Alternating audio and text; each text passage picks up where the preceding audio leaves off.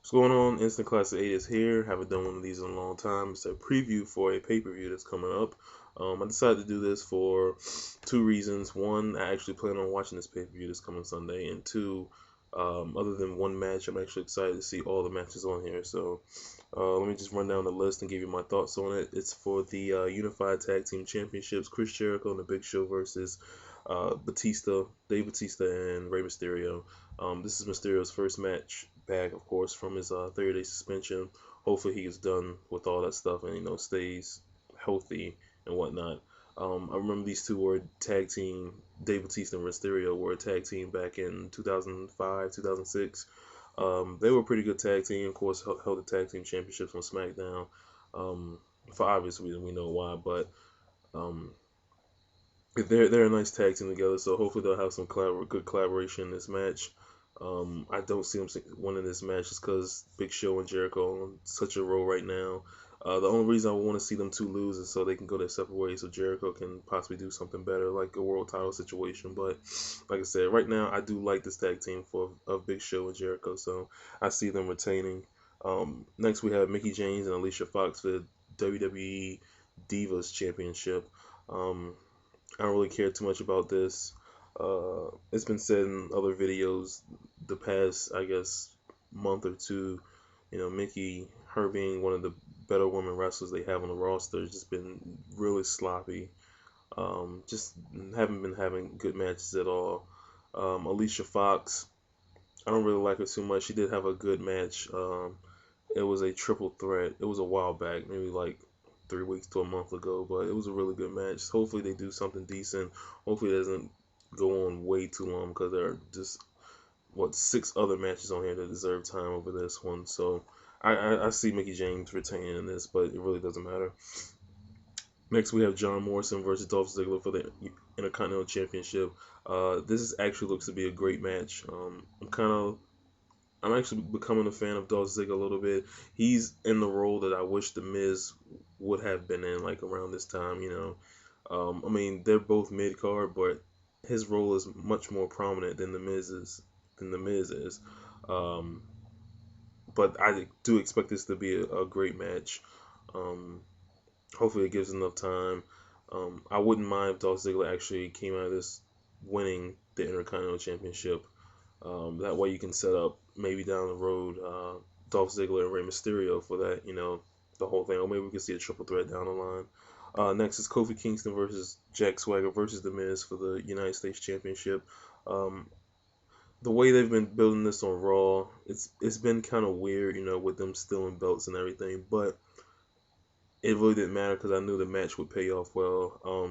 I'm a huge fan of Jack Swagger. I'm starting to like him each and every time I see him. I'm starting to like him more and more. So I actually hope he comes out with this belt. It wouldn't surprise me if not Jack Swagger, but it wouldn't surprise me if Kofi Kingston retained. The only problem is, those are really only two contenders that he has for that belt. I mean, you could possibly throw in Chris Masters later, but he's not gonna go. He's gonna be gone pretty soon.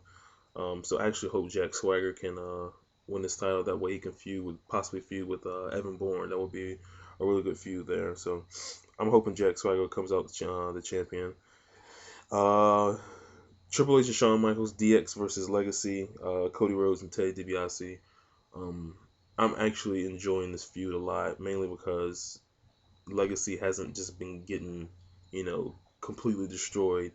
Um, it hasn't been, one time in this whole feud since early, I want to say August, that DX has just completely dominated. I mean, the match at SummerSlam was really good. I mean, even though DX came out on top, um, Legacy had a really, really good showing. They gave DX a run for their money, and then the match at Breaking Point. I mean, there was nothing DX can do, especially Shawn Michaels. There was nothing he can do. They really showed, what they can do in that match. Legacy, that is, and they put on a really good showing. And just these past few weeks on Raw, they've been coming out and just, taking it to DX. So I'm hoping that they go over in this match. It's going to be a Hell in a Cell match. Um, I don't think it'll be, as brutal, but they could surprise me. Hopefully, they will surprise me. But like I said, I've been enjoying this feud a lot. Possibly Legacy can come over on top. That would be a really, really big shocker if they do. But more than likely, DX will get the win in this match. But like I said, I just hope for a good match and a good showing by Legacy because they're actually more credible than the next guy I'm going to talk about, John Cena versus Randy Orton for the WWE Championship in a Hell in a Cell. Um, I don't know what's going on with Orton. I used to love this guy, and now just every single week, I don't even like him anymore. Um, just his whole character is just it sucks really bad. Um, I don't really know how to call this match. I'm calling that John Cena will retain. Uh, I am sick of John Cena versus Chris Jericho. They need some new blood, definitely, because this feud has just been overplayed way too much. Um, so, like I said, John Cena to retain. It was really nice to see um, someone actually go up to the top of the new cell that we saw this past Monday night when they both climbed on there. I don't really expect them to do that in this match, possibly, but I don't expect them to do this. Um, but hopefully it's a good match. Hopefully this will be the last time in a long time we'll see these two. And like I said, I see John Cena not winning it, but retaining the WWE Championship.